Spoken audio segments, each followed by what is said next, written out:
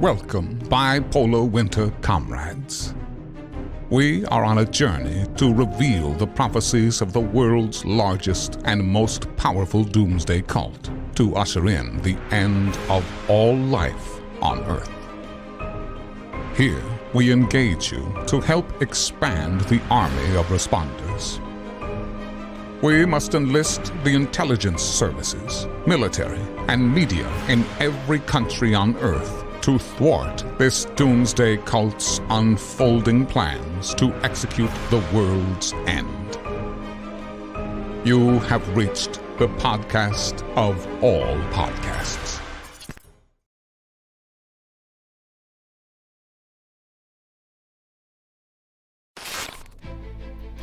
Good morning. This video is meant for the members of the Seventh-day Adventist Church, but can be viewed and shared by anyone worldwide that might take an interest in the content. I've been asked why the Seventh-day Adventist Church teaches its church members that they will become the most viled and hated organization in the world, that they themselves will be shunned and blamed for all kinds of atrocities as well as tragedies. And the reason is probably not well known unless you begin realizing just how anti-Catholic, anti-Protestant, anti-the United States government, and anti-Jewish the Seventh-day Adventist Church has been and still is. Now, it's very easy to hire people to try to put a shine on what you're doing, what you're presenting to the world, but you can never make a pig look good by putting lipstick on its mouth. It's just not going to work. And so what I'm going to share with you this morning is exactly why there's no way to stop this tragedy from happening. And that tragedy is the anger of major churches and the United States government slowly turning against the Seventh-day Adventist Church and fulfilling their own prophecy. Before Germany went into World War II, there were 10% of all Seventh-day Adventists living in that country. And for years, there were 5, 6, 7 different magazines, pamphlets, and periodicals that were being handed out weekly and monthly by members of the church to people all over Germany, asking them to prepare to vote for a strong Führer, that they wanted to see Adolf Hitler, who they related to as a vegetarian, a non-smoker, a non-drinker, someone who wanted to clean up the morals and the attitude of Germans and set things in order. They would call for, in fact, the blood of Germany to be cleansed of viruses. The two major viruses was the Jesuit order, members of the Jesuit order, the Company of Jesus or the Society of Jesus are known as Jesuits. They wanted those taken out of Germany, as well as the Jew, who they considered also to be a virus in the blood of Germany. This kind of attitude being sent door to door all over Germany for years prior to Hitler coming to power is something that major institutions, organizations, foundations, intellectual communities like universities, governments should be studying, and they should be immediately asking the New York Times, the Jerusalem Post, the other major organizations should be immediately asking the Seventh-day Adventist Church to save all of these documents, to not in any way let them be destroyed.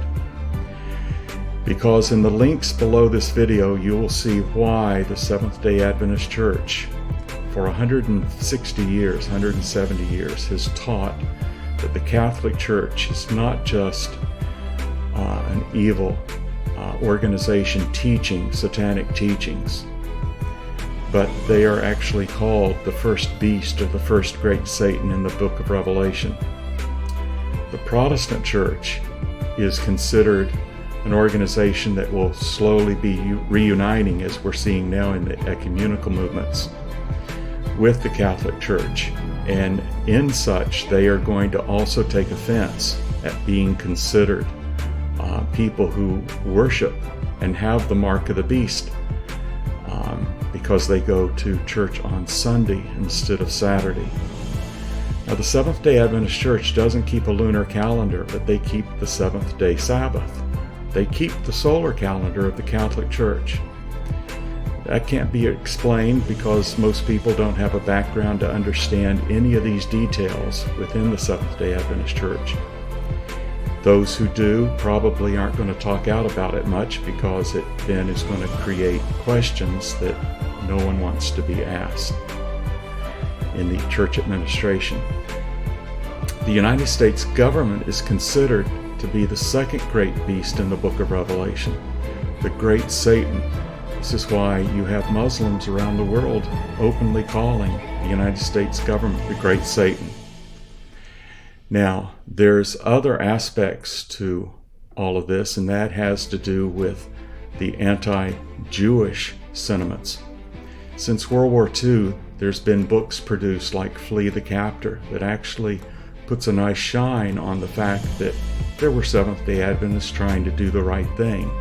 What it doesn't do is show how the church administration in Germany and countries connected to Germany were actually doing what they could to give support to Hitler.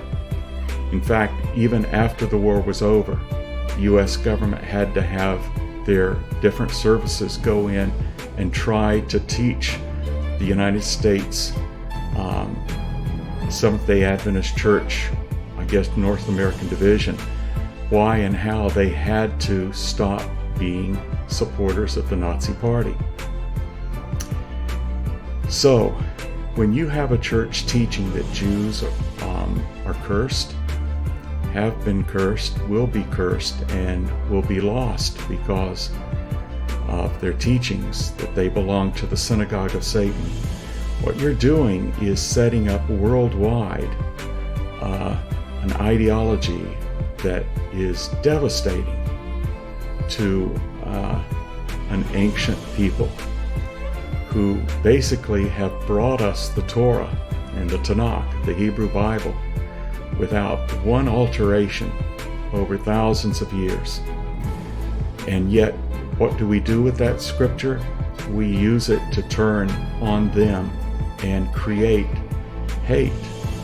Now, it can be denied, but if you pay people to do subliminal work, if you pay Jews to come in and be your major evangelist, are teachers of doctrine that cannot be explained without taking a lot of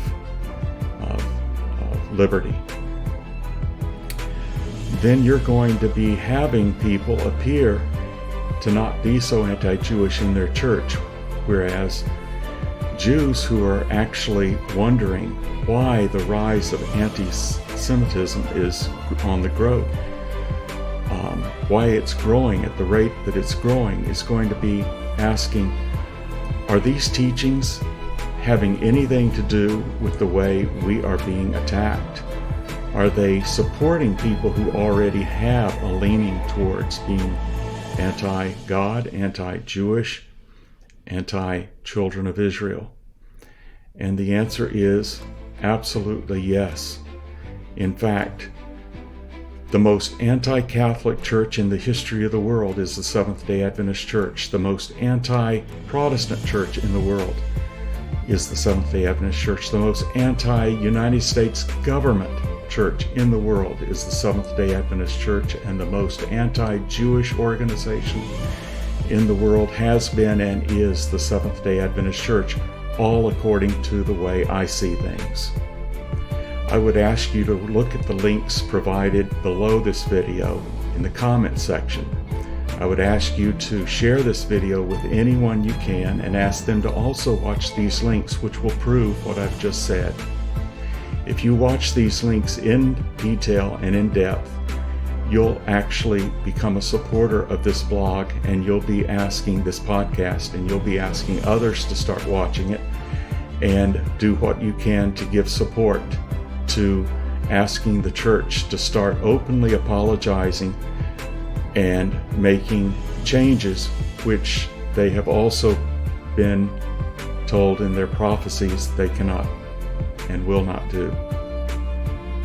In other words, not only are they predicting they will become the most hated organization in the world, the most hated people, the most blamed people for tragedies that will soon befall the planet, but they will also not be able to recant or heal the damage they have done. If you can, please share this video and ask others to share, and we'll be talking to you next week.